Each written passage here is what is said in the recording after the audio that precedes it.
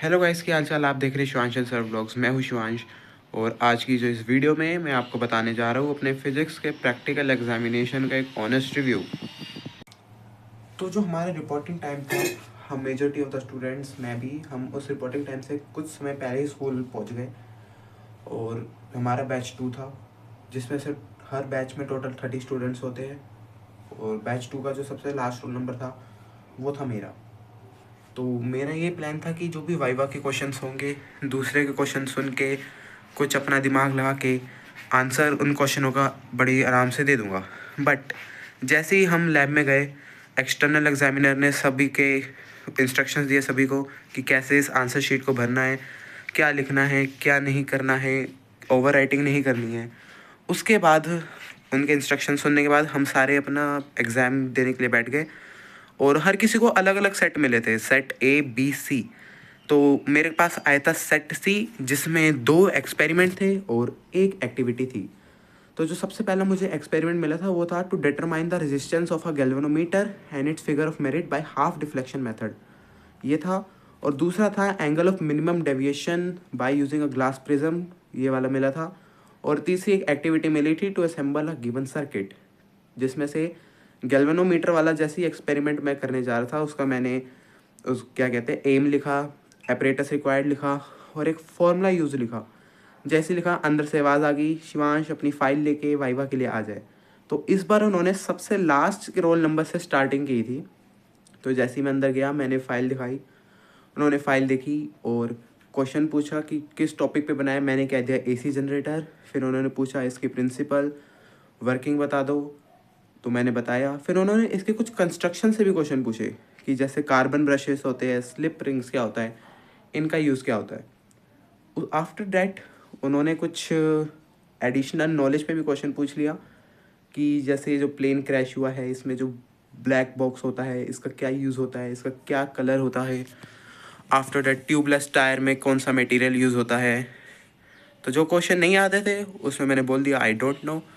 After that उन्होंने पूछा experiment 1 कौन सा है। मैंने कह दिया to determine the resistance of a galvanometer and figure of merit by half deflection method. तो उन्होंने मुझसे पूछा हाफ डिफ्लेक्शन मेथड क्या होता है, वो मैंने भी उसका भी बता दिया। उसके बाद उन्होंने पूछा फिगर ऑफ मेरिट क्या होता है और इसकी क्या यूनिट होती है। तो फिर उन्होंने मुझसे नीट की फुल फॉर्म पूछी, तो वो भी मैंने बड़ी आराम से बता दी। वो ऐसे, वो उनको नहीं लगा था कि मैं नीट की फुल फॉर्म बता पाऊंगा, तो मुझे ऐसे कह रही, यू श्योर, 100% श्योर, लॉक कर दिया जाए। मैंने कहा यस सर। उसके बाद मेरा वाइवा ख़त्म हुआ। आफ्टर डैट फिर मैं अपने एक्सपेरिमेंट के सेटअप के पास दोबारा आया, उसमें एक्सपेरिमेंट परफॉर्म किए, रीडिंग्स लिखी। हाफ डिफ्लेक्शन में शंट रेजिस्टेंस कितना था, फुल रेजिस्टेंस कितना था, हाई रेजिस्टेंस मतलब वो कितना था, और क्या क्या रीडिंग आई, कितना डिफ्लेक्शन हुआ और हाफ डिफ्लेक्शन कितना हुआ। उसके बाद हमने गैल्वेनोमीटर का रेजिस्टेंस निकाला, formula R S divide by R minus S से। After that E M F of the cell note की जो 2 वोल्ट थी, और उससे फिगर ऑफ मेरिट निकाल दिया कैलकुलेशन करके।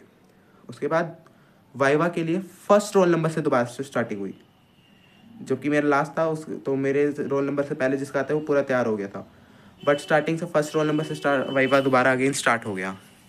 उसके बाद मैं चला एक्सपेरिमेंट 2 पे। एक्सपेरिमेंट 2 प्रिज्म वाला था, जिसमें हमको वाइट शीट प्रोवाइड की थी और उसी वाइट शीट को हमें अपने आंसर की के साथ अटैच करना था। तो जैसी वाइट शीट मिली, उस पर मैंने 5 प्रिज्म की ड्राइंग बना दी और अलग एंगल ऑफ इंसिडेंस पे इंसिडेंट लाइट इंसिडेंट करवा दी। उसके बाद जो रीडिंग आई थी उसको मैंने फिर अपनी आंसर शीट में लिखा, और एंगल ऑफ मिनिमम डेविएशन जितना भी आया, 37 के आसपास आया था, वो भी मैंने उस पर लिख दिया। उसके बाद जो थर्ड एक्टिविटी थी to assemble a given circuit, वो भी बहुत आसान एक्टिविटी थी। उसमें कोई ज़्यादा टफ तो था नहीं, उसमें बस डायग्राम बनाना था और कुछ ऑब्जर्वेशन लिखना था, और अगर कुछ कैलकुलेशन हो तो वो, वरना प्रिकॉशंस और सोर्स ऑफ एरर तो हर किसी में लिखने ही लिखने होते हैं।